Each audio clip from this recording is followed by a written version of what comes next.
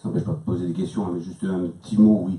Quand on avait élu les vice-présidents, j'avais dit qu'il était important d'essayer de rapprocher un comité de commune du citoyen. Et je crois que le site va être un bon outil pour ça. D'une part parce que l'ancien site était inutilisable quasiment, était dissuasif pour les gens qui voulaient y aller. Et là, on va avoir un outil vraiment pratique pour mettre des informations.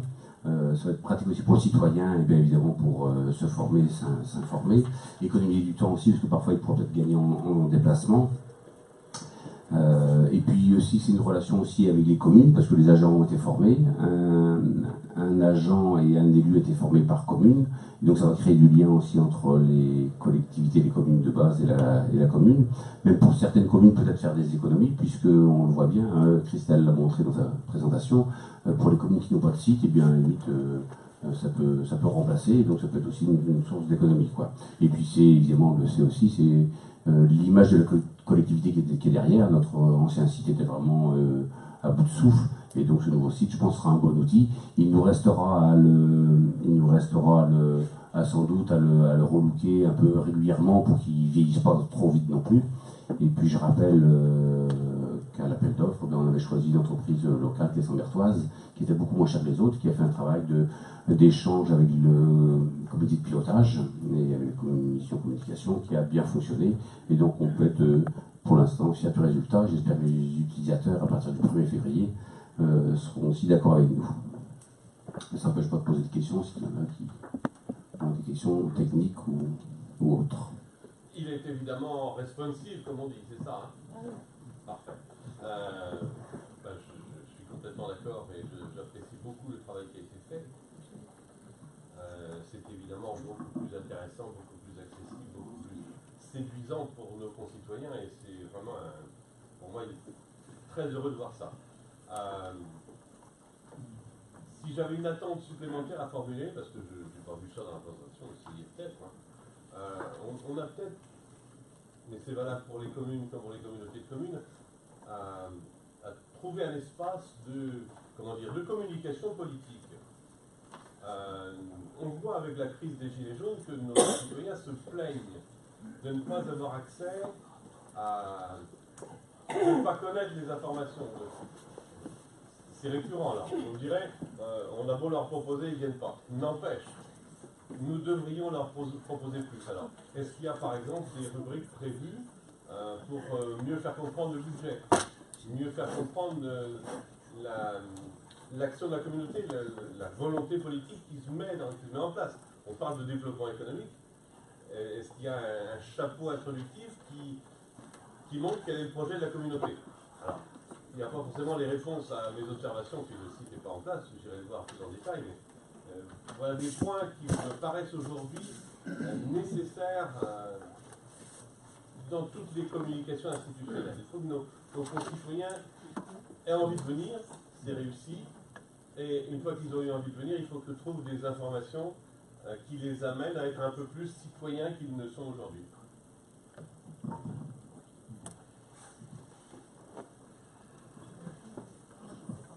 C'est pas moi qui vous dirai le contraire, je suis complètement d'accord avec ce que vous dites, en effet.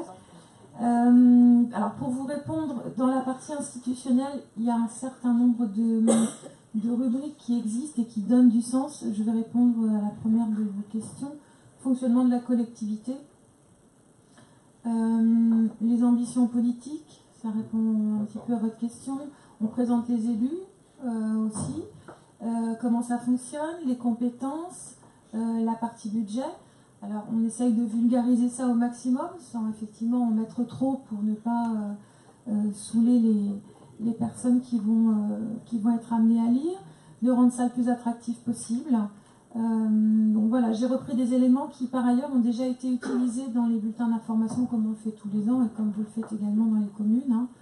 Mais il y a effectivement encore un peu de travail de fond à faire sur cette partie-là. Donc les rubriques sont prévues, il y a déjà un petit peu de contenu, il faudra continuer à travailler en ce sens-là, bien sûr.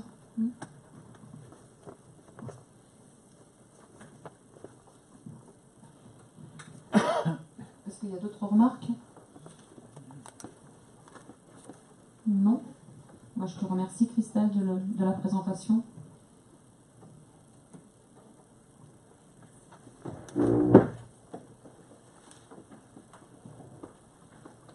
Nous passons au point suivant, la conférence intermétropolitaine. Donc, c'est pourquoi j'ai invité Paul pour présenter un peu mieux cette conférence. Juste un petit rappel, tout d'abord, que la création de cette association est liée, je pense que tout le monde le sait, à l'abandon du projet de Notre-Dame-des-Landes et à l'engagement de l'État de compenser ce projet en accompagnant les territoires.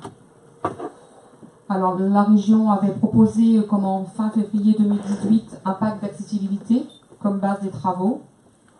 Et Madame la ministre Elisabeth Borne, chargée des Transports, avait missionné Francis Rowe-Tanguy, haut fonctionnaire, pour travailler avec les collectivités. Et dès la fin février, à l'initiative de 3 députés, dont Paul, et 13 présidents d'intercommunalités situés entre Rennes, Angers, Nantes et Saint-Nazaire, Vannes, ce qui correspond à peu près un peu moins de 600 000 habitants. On s'est réunis donc à 4 reprises. Donc Paul, je te laisse en parler. Oui, alors je vais excuser Jean-Luc Bléaire parce qu'il aurait voulu venir également pour vous présenter la chose, mais il a une réunion ce soir en même temps.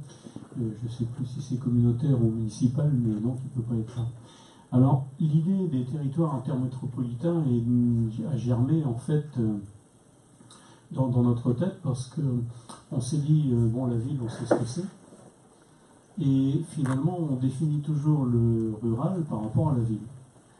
Et on est parti de cette idée que finalement la puissance de la ville faisait que forcément on la prenait en compte. Et mon Dieu, comment pourrions-nous faire autrement, puisque les grandes agglomérations, que ce soit Rennes, Nantes, Brest, voire les villes un peu plus petites mais qui ont quand même un poids très important comme Vannes ou Lorient, sont pris en compte. Et par exemple, si vous prenez la conférence, la CTAP de l'action publique, territoriale de l'action publique, les présidents de département, les présidents des grandes agglomérations sont là en tant que tels, et il y a quelques délégués des communautés de communes, dont Jean-Luc Bléaire justement. Et donc l'idée qui a germé dans notre tête, c'est Notre-Dame-des-Landes disparaissant, quelles sont les perspectives que l'on peut avoir? Alors, on s'est effectivement focalisé dans un premier temps sur le transport, parce que l'idée, c'était qu'est-ce qu'on fait après Notre-Dame-des-Landes, et en particulier dans le ferroviaire et dans l'aérien. Et on avait nos territoires là-dessus, en particulier le territoire qui est entre Rennes et Quimper, et Rennes et Nantes, avait un réel problème, c'est-à-dire que notre ligne de chemin de fer n'est pas performante entre Rennes et Redon. Le passage de la vallée de la Vilaine est compliqué, avec des ponts qui traversent la Vilaine et qui ne sont pas adaptés du tout finalement aux lignes qu'on peut avoir aujourd'hui. Donc là-dessus, il y avait un consensus à la fois régional, à la fois des grandes agglomérations et à la fois, je pense, des territoires intermétropolitains, puisque finalement, quand on s'est réunis, on a à peu près demandé la même chose que les autres, parce que si on refait et si on modernise le barreau qui est entre Rennes et Redon, ça permet d'accélérer la vitesse pour Rennes-Quimper et Rennes-Nantes. Et en particulier, la liaison Rennes-Nantes n'est pas bonne du tout. Donc on a demandé à être auditionné par Rowe-Tanguy. Et puis, l'idée qu'on avait, effectivement, c'était de pouvoir peser un petit peu en tant que territoire intermétropolitain. Alors, le terme, il a déjà fallu qu'on choisisse le terme, parce que vous comprenez bien qu'on n'est pas dans des métropoles. Le terme de rural est peut-être un peu trop connoté. Donc, le territoire d'intermétropolitain, c'est essayer aussi de se définir et de voir quels sont nos atouts et qu'est-ce qu'on peut proposer finalement, parce qu'on peut être effectivement une alternative finalement à l'engorgement des villes, pour peu qu'effectivement il y ait des activités qui se déportent dans nos territoires, et il y en a un certain nombre. Donc l'idée, c'est un peu ça aussi, dans les choix stratégiques qui vont être faits, que ce soit dans les départements, que ce soit au niveau des 2 régions, c'est de pouvoir dire à un moment donné, bon, coucou, on est là, Et puis nous, on a des problèmes spécifiques. Alors, en Loire-Atlantique, ils ont plutôt des problèmes de type routier. Nous, dans le Morbihan, pas trop. Mais à chaque fois, si vous voulez, il y a des choses qui sont intéressantes. Et c'est bien d'avoir l'appui de l'ensemble, en fait, pour faire avancer ces problèmes-là. Alors, on s'est focalisé sur le transport, mais évidemment, il y a bien d'autres thèmes qui sont abordés. Bon, l'idée du numérique, par exemple. Donc, l'idée, c'est toujours d'être une force de proposition. Il ne s'agit pas de s'opposer aux métropoles, ce serait idiot. De toute façon, il faut qu'on travaille en complémentarité avec elles. Mais, comme jusqu'à maintenant, c'est vrai que les métropoles, quelquefois, fonctionnent un peu toutes seules, parce que, parce que c'est un peu de notre faute aussi, parce que dans la mesure où on ne dit pas ce que l'on veut et on ne le dit pas clairement en disant, bon, on est 600 000, on a quand même le droit à la parole, forcément, on est un peu oublié, vous le savez bien, c'est comme ça que ça fonctionne. Donc l'idée, c'est à chaque fois de pouvoir porter nos besoins dans les différentes instances, y compris évidemment à l'État quand il y aura besoin. Et là-dessus, c'est pas un hasard, si vous voulez, que c'est un peu né à Redon, parce que Redon, c'est quelque part un cul-de-sac. C'est un cul-de-sac pour l'Ille-et-Vilaine, et pour les 3 autres départements, puisque le Pays de Redon est divisé en 3 départements, en 2 régions programmes, et eux, le sentiment, si vous voulez, un peu d'abandon, il était encore un peu plus important. Et donc, c'est pour ça que les 3 députés du Pays de Redon, dont Yves Daniel en Loire-Atlantique et Gaël Le Bohec en Ille-et-Vilaine, eh bien, se sont mis dans la boucle, de façon à ce qu'on puisse avoir quelque chose d'un peu cohérent. Alors, l'idée qu'on vous propose désormais, là, pour l'instant, on a fonctionné de façon informelle. Et c'est pas mal, finalement, le cabinet de Redon Agglomération qui a fait la partie, si je puis dire, écriture, la partie, je vais dire, pas ingénierie, mais enfin, derrière, envoyer les convocations, rappeler, etc. L'idée, c'est d'avoir une petite structure associative avec un petit peu d'argent pour que ce soit directement cette structure-là qui impacte directement et qui va faire toute la partie administrative, finalement. C'est ça. Donc, la grandeur, ça va de Ancenis, Châteaubriand, jusqu'à Pleuhermel, de Pleuhermel jusqu'à La Roche-Bernard, et La Roche-Bernard pour remonter sur Nozay, Pontchâteau, etc. Donc, on a effectivement 13 communautés de communes, pour l'instant, qui sont dans la boucle, avec 600 000 habitants. Donc on est vraiment entre Rennes, Nantes, Vannes, essentiellement. On est dans ce fameux triangle qui est un peu le triangle d'or en Bretagne en ce moment. Voilà en gros, s'il y a... Vous voyez la philosophie, vous voyez un petit peu comment on va essayer de faire les choses, et on pense qu'effectivement, le poids que nous avons avec 600 000 habitants, c'est quand même une grosse agglomération pour le coup. Donc voilà, s'il y a des questions, je suis à votre disposition. Il y aura combien de personnes pour manager ça? Un demi. Un demi? Non, mais l'idée, c'est pas d'avoir une structure administrative derrière, il y en a déjà assez comme ça, c'est juste d'avoir une petite aide. On a commencé à travailler aussi avec un sociologue qui s'appelle M. Huette, donc qui est il était assez connu fut un temps à Rennes 2 puisqu'il a été à l'origine d'une école de pensée sociologique. Et donc l'idée, c'est aussi de s'appuyer éventuellement sur des études pour toujours définir ce que nous sommes quelque part. Puisque on s'est aperçu, il y a un terme qui est vraiment, qui moi m'a toujours beaucoup amusé, parce que quand quelqu'un vient s'installer à la campagne, par exemple, s'il quitte Vannes pour s'installer à Tréfléan ou à Elvin, il ne va pas vous dire qu'il va à la ville. Pourtant, c'est classé comme du péri-urbain. J'aurais tendance à penser que ce serait plutôt du péri-rural. Juste pour vous dire, quoi, la campagne est toujours pensée par rapport à la ville, et à un moment donné, alors, vous voyez bien que dans notre esprit, il ne s'agit pas de jouer l'un contre l'autre, il s'agit simplement de dire qu'on est là. Et à partir de ce moment-là, je pense qu'effectivement, on sera certainement moins oublié. Moi, je voulais juste ajouter aussi que je te passerai la parole après, Philippe, que cette conférence est une première en France. Déjà, je trouve que voilà, on va être regardé de près.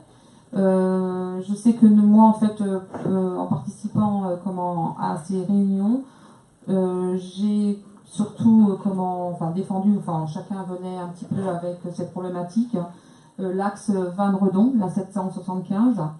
On a parlé également du numérique, en disant que les métropoles, eux, les prises, ne les payaient pas, et tandis que nous, on payait les 440 €. Et puis le ferroviaire, bien sûr, avec nos gares qu'on a et puis qui ne sont pas suffisamment empruntées ni développées. Voilà ce que j'ai plutôt accentué lors de ces réunions. Mais moi j'ai une réflexion, c'est une interrogation. L'échelle à laquelle on raisonne, on vient de supprimer le pays de Vannes. Bon, on a toujours le syndrome du millefeuille. Hein. Alors j'ai compris qu'on ne recrée pas une structure. Vous disiez qu'on était unique et nouveau. Des territoires intermétropolitains, il y en a sûrement ailleurs, entre d'autres métropoles. Donc qu'est-ce qui va se passer? Qu'est-ce qu'on est en train d'essayer de créer? Et est-ce qu'on multiplie pas les structures au sein desquelles on réfléchit à l'avenir des territoires? C'est une bonne cause, mais pourquoi créer des structures? La particularité, c'est que justement, comme vous le dites, on fait des structures par rapport à la ville-centre. Et finalement, on réfléchit par rapport à ça. Nous, l'idée, c'est bien d'avoir le territoire intermétropolitain. Donc, qu'est-ce qui fait nos particularités par rapport à ça et ce dont on a besoin? Donc, parce que, comme je vous disais tout à l'heure, on pense effectivement toujours le rural par rapport à la ville. Et nous, on dit, non, nous avons quelque chose à proposer qui est différent et qui est complémentaire. Je pense que c'est pour ça que c'est en ce terme-là, en cela, c'est très novateur pour le coup. Parce que jamais on ne s'est posé la question de ce que nous étions. Et ça, pourquoi? Parce que derrière, on voit bien qu'on a des villes qui sont de plus en plus, engorgées, avec des déplacements travail et habitation. Et qu'est-ce qu'on nous propose finalement? Ce que certains nous disent, finalement, ces transports-là posent problème, donc il faut les supprimer. Et il faut mettre tout le monde dans les villes. C'est ça, le discours dominant, il est ça. Le discours des métropolitains, par exemple, c'est celui-là. C'est, faut arrêter, la campagne, ça consomme de l'espace, c'est mauvais pour la planète parce qu'il y a des déplacements de transport, etc., etc. Si on va dans ce sens-là, quelque part, on dit que nos territoires sont destinés à devenir des réserves naturelles. Mais moi, c'est pas du tout comme ça que je vois les choses. Donc je pense que si le transport pose un problème, c'est pas la population qu'il faut déplacer, mais c'est les activités. Et évidemment, de le dire comme ça change déjà la perspective. Parce que si vous prenez des géographes comme Davesi, par exemple, lui, il voit l'aire métropolitaine. Le reste, vous n'êtes pas dans la métropole, vous n'existez pas. Alors je sais bien ici que tout le monde ici est évidemment tout à fait d'accord pour dire que nous existons. Je peux vous dire que dans certains esprits, c'est un petit peu plus compliqué que ça. Et puis n'oubliez pas que c'est quand même des urbains qui nous gouvernent et ils ont tendance à voir les territoires ruraux comme des espaces agricoles, des espaces de récréation, mais pas forcément des espaces où il y a de l'industrie, où il y a des espaces de vie. Voilà, et donc, c'est contre tout ça qu'il faut quelque part lutter. Et puis, en essayant évidemment d'avoir des accroches qui sont des accroches... on avait pris le ferroviaire parce que c'était concret et qu'on pouvait l'expliquer clairement. Mais il y a évidemment d'autres choses. Si par exemple, on avait pu être là au moment du numérique, eh bien, au moment de la création de Mégalis, par exemple, on aurait pu peser sur cette création-là et dire, si on était d'accord ou si on n'était pas. Mais maintenant, les choses sont parties, effectivement, c'est un peu tard. Voilà, je crois que l'idée, c'est bien d'une autonomie de ces territoires-là par rapport aux métropoles qui ont déjà, elles, une structure à tous les points de vue, que ce soit au niveau administratif, que ce soit au niveau fiscal, que ce soit au niveau du poids qu'ils peuvent avoir directement dans les différents ministères, et évidemment au niveau idéologique, parce que, je veux dire, la métropolisation, c'est quelque chose qui a été réfléchi, qui a été pensé. L'intermétropolisation, par contre, ça n'a jamais été pensé.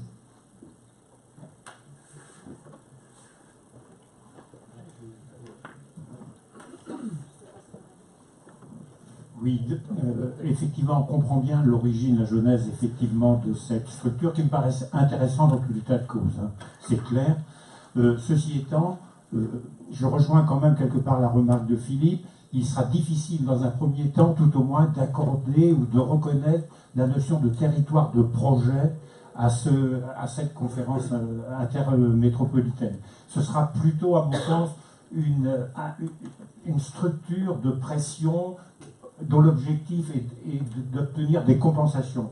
Mais envisager un autre territoire de projet, bon, ça va manifestement à l'encontre du millefeuille territorial. Pardon. C'est un peu la même chose, je pense que de défendre la ruralité par rapport à la métropole, c'est une bonne idée, on le subit tous régulièrement toutes les années, donc ça c'est une bonne question. Est-ce que c'est la bonne échelle sur ce territoire-là? La question est à poser. Mais sur le fond, de se réunir un peu en dehors des plus grandes villes pour réfléchir ensemble et faire peser notre voix, oui, c'est une bonne idée, oui.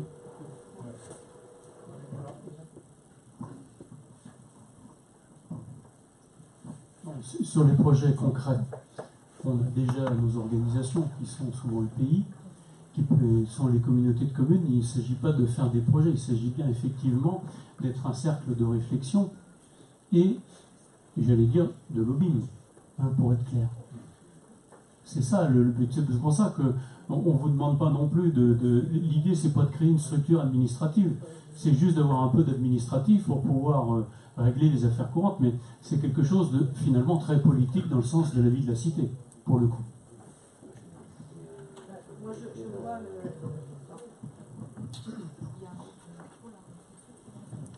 Moi, je pense que c'est vrai qu'on a des valeurs, on a des forces aussi vives dans nos campagnes, puisque c'est un peu ça finalement. C'est entre les villes, il y a la campagne. Et la campagne, on existe et on a des choses à faire valoir. Et moi, je vois, donc moi je suis assez d'accord, à condition que ce ne soit pas des grand-messes régulières et qui ne débouchent sur rien.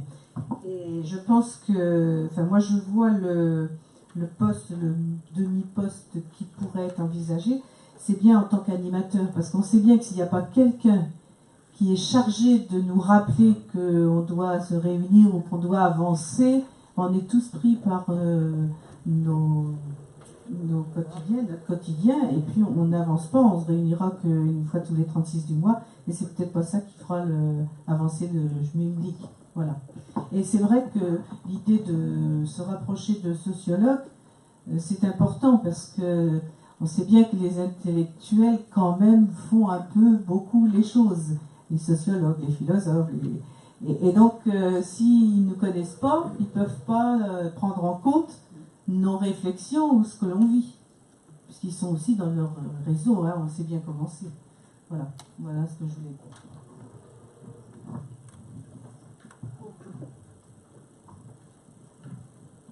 Je me passerai le micro. Hein.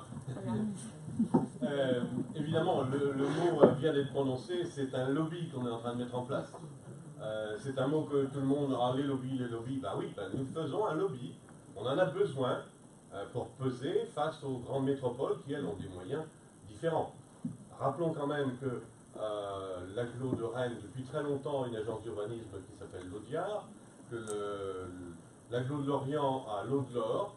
Et lorsque le Pays de Vannes a été créé, on était quelques-uns à dire qu'il fallait une agence d'urbanisme du Pays de Vannes. Elle n'a pas eu lieu. On aurait pourtant eu un outil de développement du Pays de Vannes à l'époque. N'empêche, ça c'est parfait. Aujourd'hui, nous avons de puissantes métropoles avec des moyens financiers, mais aussi, comme dit Monique, des moyens intellectuels. Les métropoles se payent des ingénieurs de toutes les sortes qu'elles veulent, sans aucune difficulté. Donc si nous on réussit avec nos faibles moyens à constituer un groupe de pression qui fasse avancer les territoires ruraux, Et j'entends bien qu'on n'est pas dans le misérabilisme rural, on sort son mouchoir pour pleurer sur le temps passé où tout était bien. On est en train de créer quelque chose de dynamique et d'innovant. J'approuve complètement la démarche qui a été initiée par les 3 députés et j'espère que nous serons très actifs là-dedans.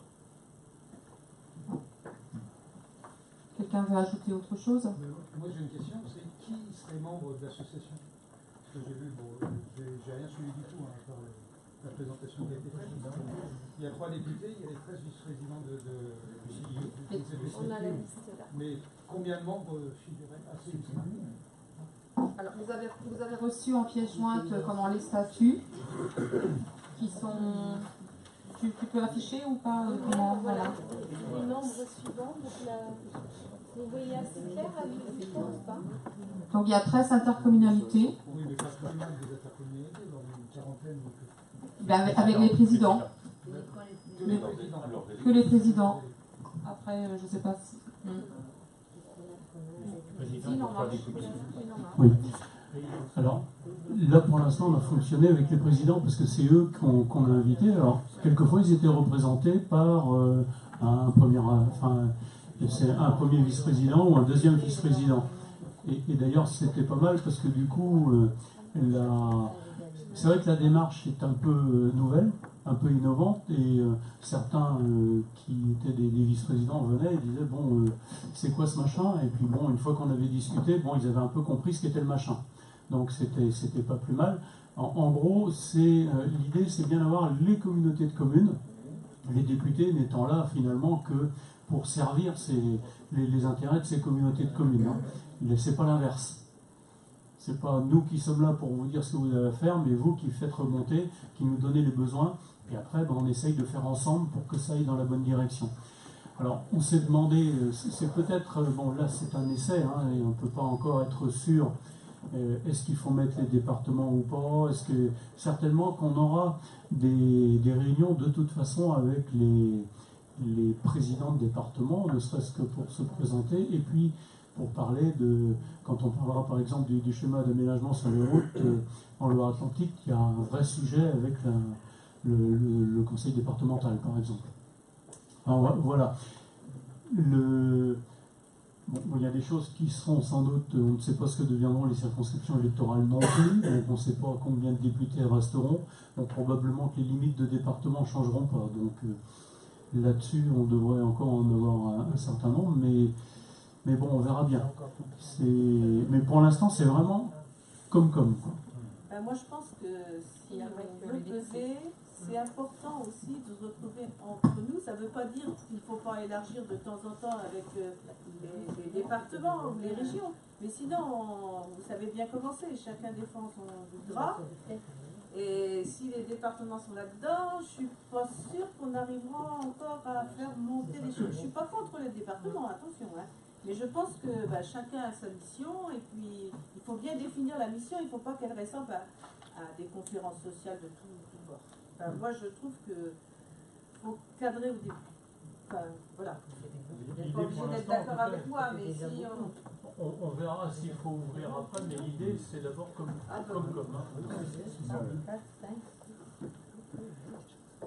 Donc c'est une cotisation de 15 centimes par habitant, ce qui fait pour la communauté de communes de Crestambert à peu près 3 300 €. Voilà.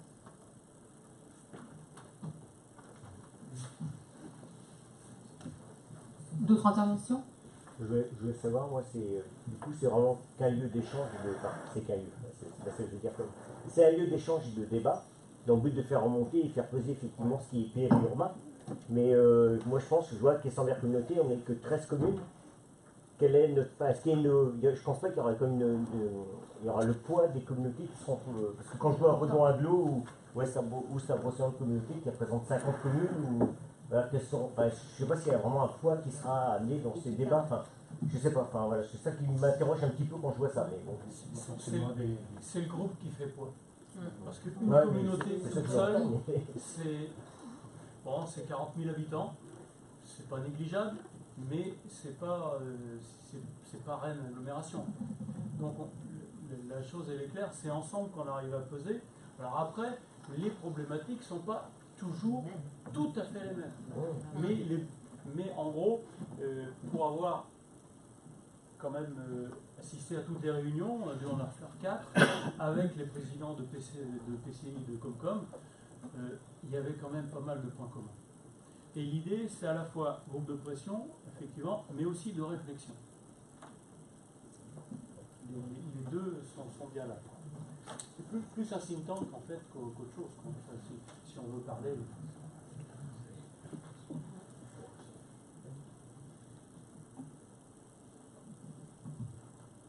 Est-ce que je peux vous faire voter?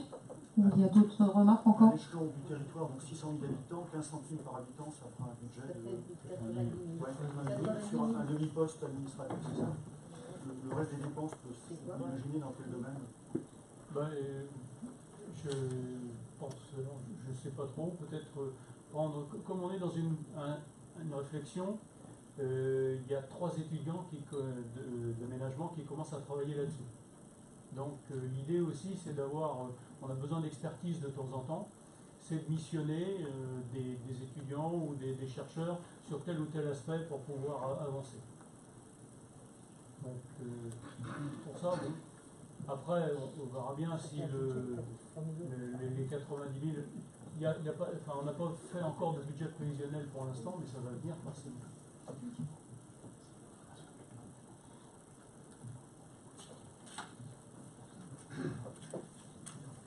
Donc là, il y a eu 4 réunions d'associations, si j'ai bien compris, ou du moins de la structure. Est-ce qu'il y aura des comptes rendus à chaque réunion de l'association qui sera Il me semble que je l'ai vu dans le statut, oui. Oui, parce que jusque-là, on a fonctionné sans administration. C'est-à-dire que c'est Redon Agglomération qui envoyait les convocations, etc. Mais donc, et puis, c'est un peu en marchant aussi qu'on est en train de mettre les choses en place, parce que il y avait une idée. Bon, après, il fallait vérifier auprès des 13 communautés de communes s'il y avait l'envie, au moins, au niveau des présidents. Parce que s'il n'y avait pas l'envie au niveau des présidents, c'était même pas la peine d'aller plus loin. Or, il s'est avéré que oui. Donc, du coup, maintenant, on fait une proposition, effectivement, de façon plus formelle, pour le coup.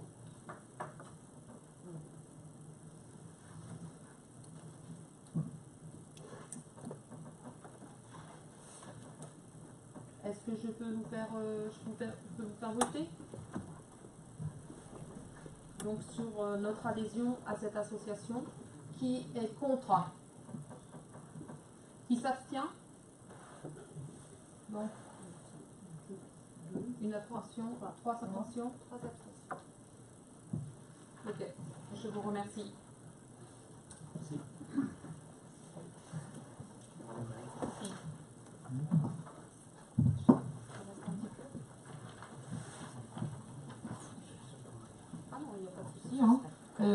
Paul demande l'autorisation de rester un petit peu. On lui la donne.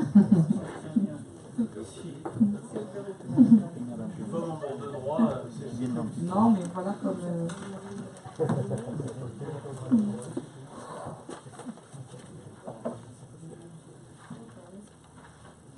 Le point suivant, c'est à propos de l'aménagement de la GEMA. Est-ce que René ou Marie-Odile, vous voulez en parler?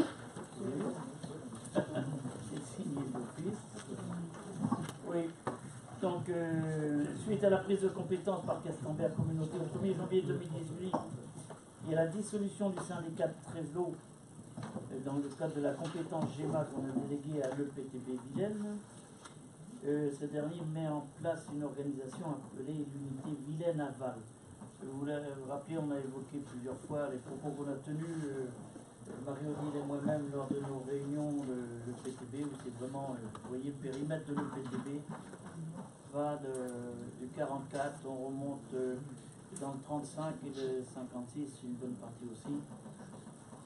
Et la crainte était de nos collègues de Cadin, Bernard, de Limerzel pour Gilbert et Cassambert, concernant le syndicat du Trévelo, qui était donc dissous dans cette action-là, et craignaient, puisqu'ils étaient très satisfaits des services qui étaient effectués chez eux, des entretiens courants dans les marais qu'on appelle le Trévelot. Donc il y a eu une sous-section de créer au sein de l'EPTB. Le PTB n'a pas changé du tout dans sa façon de faire et nous sommes, pour l'instant, si vous êtes toujours d'accord, délégués, titulaires et la suppléante, mais a créé une sous-section unité Vilaine-Aval afin de permettre d'avoir 2 représentants des communes de Cadin, Limerzelle, Castambert. Donc c'est une avancée pour nous qui font partie d'un copil spécifique à ce secteur qu'on appelle unité Vilaine-Aval.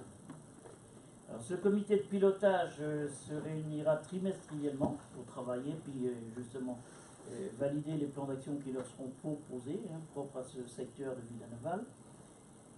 Et le bureau communautaire du 20 décembre dernier propose Jean-Luc Roussel de Cadin. Vous connaissez Jean-Luc Roussel, c'était le président du reste du syndicat Trévelot qui vient d'être dissous.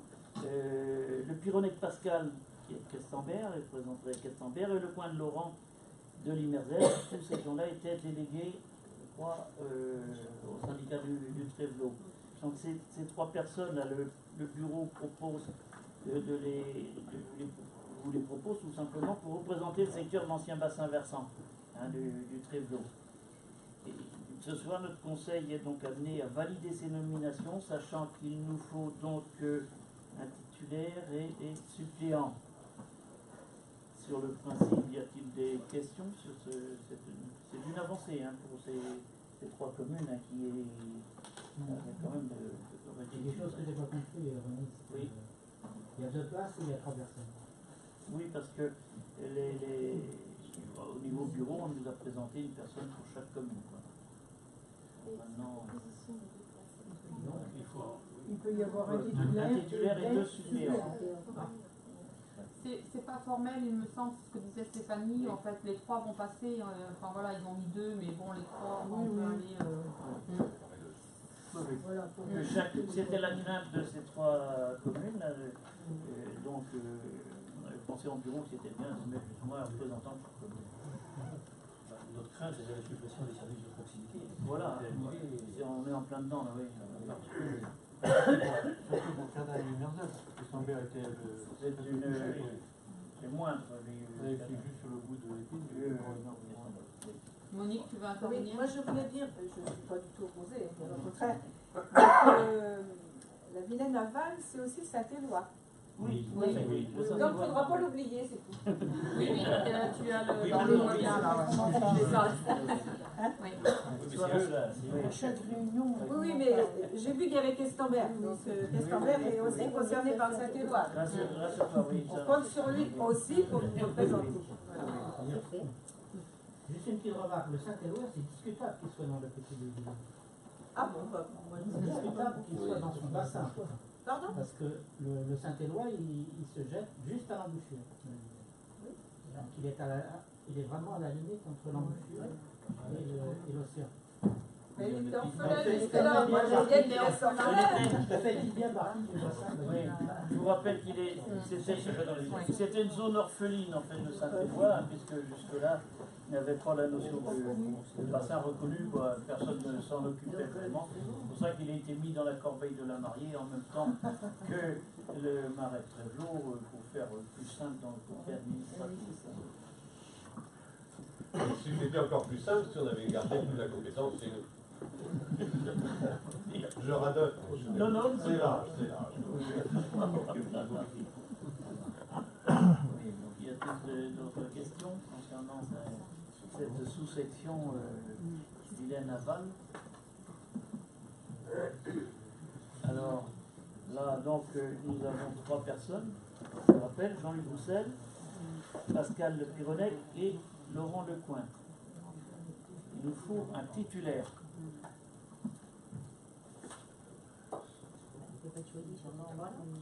Les maires des communes. Jean-Luc était président et puis Laurent était vice-président. Je ne sais pas si... Parce qu'elle est nouveau, je crois. Quelqu'un de Castambert. Effectivement, c'est une façon de voir les choses, ce que nous dit Gilbert. Et dans la structure qui vient d'être faite, c'était donc, oui, Jean-Luc Roussel de Cadin qui était président, donc on pense connaît très bien on connaît son territoire. Au lendemain du bureau, bien évidemment, je vais questionner, savoir si vous voulez. Oui. Bon, voilà. Alors tout simplement, on vous propose Jean-Luc Roussel, titulaire. Y a-t-il des objections, des observations? Et donc, ces deux collègues, Laurent Lepointe et Pascal Pironnet, seront siégés en tant que suppléants. Mais nous-mêmes, ils pourront participer aux réunions. J'ai été deux titulaires et Marie-Aude qui est suppléant et on participe à toutes les réunions. Comme c'est un vote par mais on a qu'une. Voilà. C'est bon. Comment René a déjà fait voter. C'est bon. C'est bon pour tout le monde. Merci. Le point suivant, c'est le tourisme. Je crois, Monique, c'est quoi c'était aux réunions du CDT? En fait, c'est la région Bretagne qui a défini des destinations. Et donc notre destination, nous, c'est la destination Bretagne Sud Golfe du Morbihan, qui se compose de 7 PCI et qui va donc de Lorient à Guérande-Saint-Nazaire. On a bien travaillé pendant 2 ans et maintenant, donc, une politique touristique a été définie et on doit la présenter à la région rapidement. Est-ce que vous entendez bien? Oui. Oui. À peine. Ah, les vieux n'entendent pas.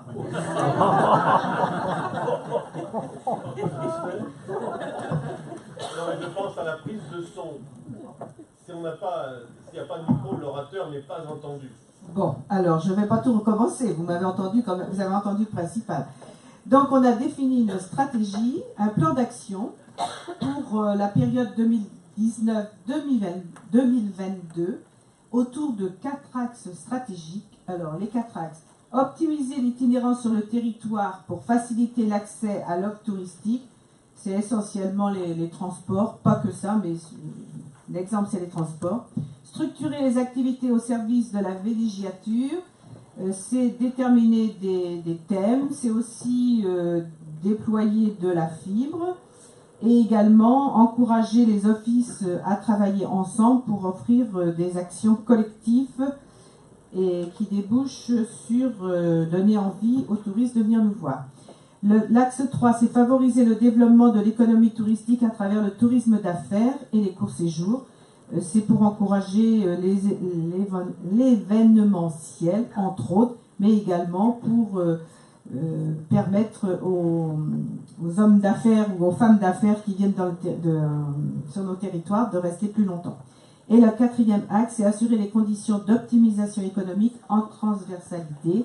Ça veut dire que quand on parle d'économie touristique, c'est pas seulement quelques services dans quelques communes ou quelques communautés de communes qui doivent s'y intéresser, mais c'est l'ensemble des élus et l'ensemble des services.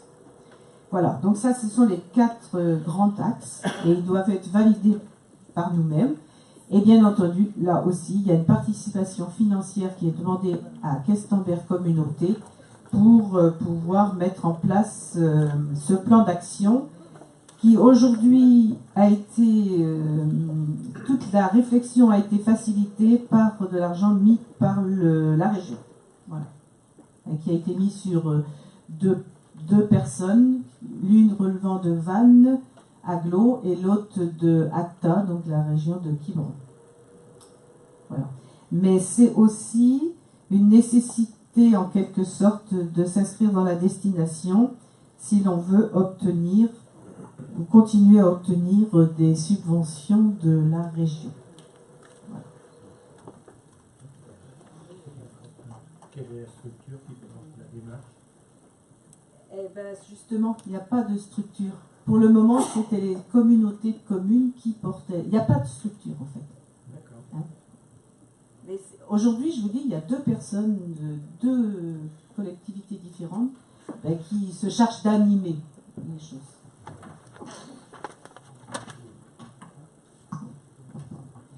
Donc, je vais vous faire voter. Alors c'est sûrement très bien, mais moi j'ai vu ça avec intérêt. Et j'ai bien aimé, Monique, quand tu présentes les activités au service de la villégiature. non, pardon. L'optimisation économique en transversalité, ça veut dire, merci Monique d'avoir traduit, parce que c'est quand même du jargon techno absolument insupportable. J'ai traduit en partie. Plus loin dans le machin, là, mais bon. L'idée est sûrement intéressante, mais il faudrait qu'il cause au monde, quoi. On devrait avoir un traducteur automatique là-dessus. Ouais. En fait, tout ça a été résumé dans cette feuille-là. C'est là que j'ai retiré les exemples. Et c'est vrai que c'est pas simple. On va faire un effort pour causer normal.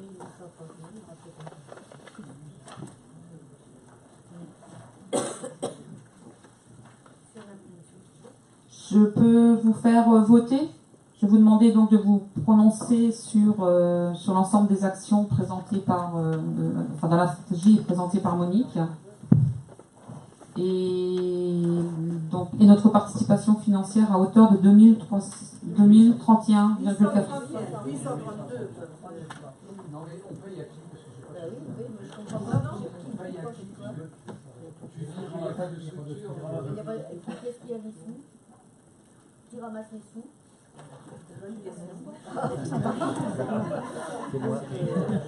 On fait un chèque,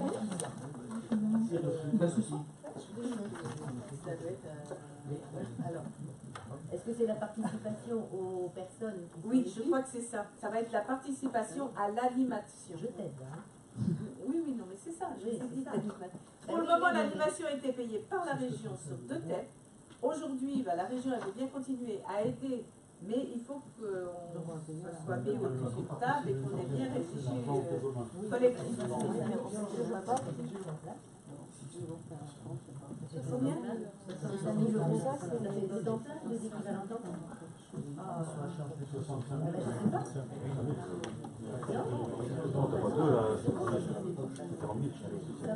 En fait, l'idée, malgré tout, est de... Mais pourquoi il y en a 2 aujourd'hui? Pourquoi c'est pas plus défini? C'est parce que les 7 intercommunalités autour de la table n'ont pas réussi à accepter qui va porter la destination. Voilà. Je vous dis tout, hein. C'est ça le problème. Lorient voudrait porter, Val voudrait porter, Acta voudrait porter, puis après personne ne veut plus porter parce qu'il faut mettre les sous. Enfin bref, c'est un peu compliqué. Et il y a un conseiller régional, là t'entends bien, hein, parce que moi j'étais pas pour, ça s'est mis en place au début, j'étais encore à la région. J'étais pas forcément pour, j'étais pas contre le fait de se rassembler pour avoir une force et de. Parce que les touristes, c'est vrai, ils dépassent les frontières, hein. Ils sont à Val, ils vont venir à Saint-Omer, ils vont aller à Lorient, ils vont aller à Guernsey. Mais voilà. Donc, on a un comité. Attends. On a un comité régional. Oui. Donc ça, c'est encore mieux. Oui. Ça remplace les pays. Alors, on supprime les pays. Non, mais les pays touristiques, j'entends. Oui, bah oui. Il y avait une fédération de pays touristiques qui avait en charge l'animation de tout ce qui pouvait se faire sur la Bretagne. Il y a eu un choix. Non, mais moi, je n'ai pas choisi, je l'ai subi. Mais j'ai quand même voté, puisque j'étais dans la majorité, qui a voté. Donc voilà, je vous dis tout. Hein. Mais je n'étais pas forcément pour. Aujourd'hui, malgré tout, le fait de travailler ensemble a fait avancer les choses. Ça, je le reconnais grandement. Quoi. Parce que, par exemple, tout ce qui tourne autour des chemins de randonnée, on est quand même bien content que les chemins de randonnée vont faire le tour de la Bretagne ou vont traverser la Bretagne. Le problème, c'est savoir maintenant ce qu'il y a comme structure à remplacer. Il y aura des personnes référentes, mais ce n'est pas déterminé. Voilà. Je ne crois pas que dans le dossier qu'on vous a donné. Aujourd'hui, je vous dis, il y en a 2. Oui, pardon, tu as peut-être des compléments. Si je peux me permettre, par rapport à ce que vous disiez, le CRT, enfin le commissaire régional du tourisme, lui, il va faire de la promotion de la montagne à l'extérieur. C'est son rôle. Par contre, l'organisation sur les 13 pays touristiques, ça se fait localement. C'est la déclinaison, après, pratique, localement, comment, une fois que les gens arrivent, ils vont se dispatcher, etc. C'est comment on les accueille, comment ça se passe, etc. Alors c'est vrai que nous, on avait, avant les pays touristiques, on avait déjà une organisation, enfin dans le nord, sur le pays de Plermel. Donc ça a été repris et intégré à ce qu'a fait la région sans problème. Oui, c'est ça. Après, je ne sais pas comment vous fonctionnez, mais nous, ça pose aucun problème. Hein. On a juste agrandi un petit peu le périmètre pour coller à Brocéliande, mais déjà, Pic Plermel avait déjà sa propre structure, etc. Et donc, ça n'a fait que prendre et agrandir ce qui était déjà. Et maintenant, on travaille avec un territoire un peu plus large. C'est tout. En fait, ça équivaut à 2 ETP, équivalent temps plein, pardon, dont un équivalent temps plein pour les mobilités touristiques et un équivalent temps plein pour les activités touristiques liées à l'eau. Voilà, l'eau.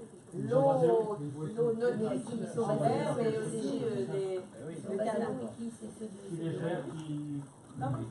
Ils sont pas On sera bien à un moment où... Ils appartiennent à Acta et à Bâle. Mais c'est pas à eux de les continuer à les payer, vous comprenez bien. C'est eux qui nous réunissent, c'est eux qui ont fait tout ce charabia là dont on comprend pas grand chose. Je vous l'accorde, voilà. Mais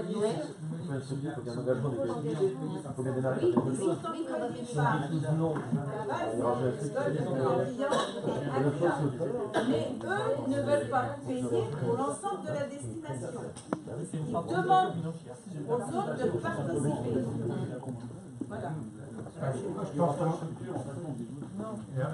on en est là sur une décision de principe, mais il est bien certain que pour payer, il faudra bien un destinataire. Donc le trésorier, il nous demandera. Donc il faudra que ça revienne devant nous pour désigner la structure qui bénéficiera de la cotisation. Donc voilà, donc c'est une décision de principe, il faut la prendre comme ça. Quoi. Et comment serons-nous informés des actions et des résultats? Ah ben ça, c'est la vice-présidente, si elle fait bien son boulot, qu'il faut la dire. C'est toi qui seras notre Non, mais bon, on voit quand même bien que Claire Boischard, elle fait partie de cette mouvance-là et elle travaille avec la fille de... Ben oui, mais c'est pour ça que... Mais partout, hein, ben, moi je ne serai pas là 10 ans, mais le rôle des élus est toujours important.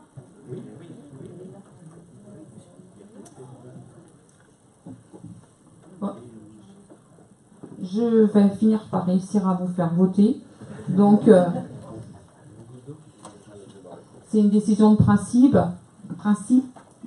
Pardon. Donc, vous êtes tous pour. Est-ce qu'il y a des gens qui sont contre ou qui s'abstiennent? Personne ne s'abstient? Non? Je vous remercie.